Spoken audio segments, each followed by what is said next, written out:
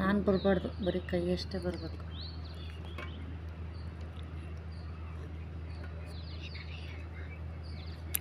ನೋಡಿ, ಈ ಥರ ಸಿಪ್ಪೆ ತಗೋಬೇಕು.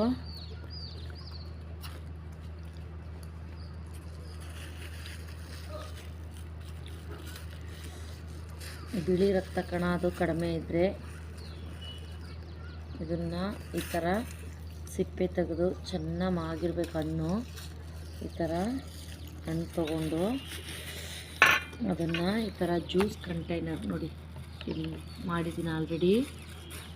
ಈ ಥರ ಮಾಡ್ಕೋಬೇಕು.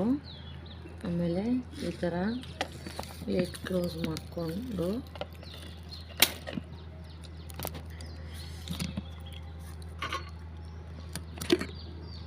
ಈ ಥರ ಅದರೊಳಗೆ ಹಣ್ಣನ್ನು ಕಟ್ ಮಾಡಿ ಹಾಕ್ಕೊಂಡು ಈ ಥರ ನೀಟಾಗಿ ಹಣ್ಣಿಂದು ಒಳಗಿನ ಪಲ್ಪೆಲ್ಲ ನೀಟಾಗಿ ಹೋಗೋ ಹಾಗೆ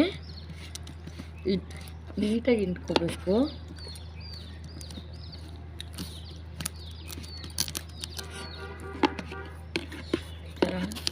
ನೀಟಾಗಿ ಇಟ್ಕೋಬೇಕು.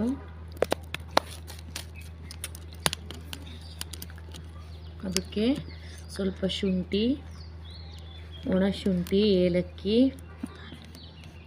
ದ್ರಾಕ್ಷಿ, ಗೋಡಂಬಿ ಹಾಕ್ಕೊಂಡು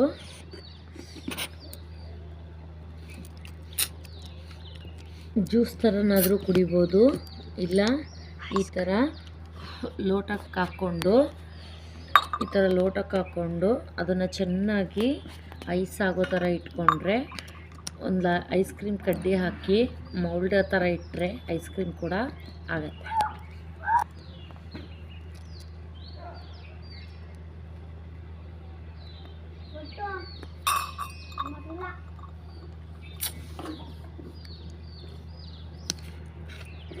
ನಿನಗೆ ಯಾರು ಹೇಳಿದ್ರು ಅದನ್ನು?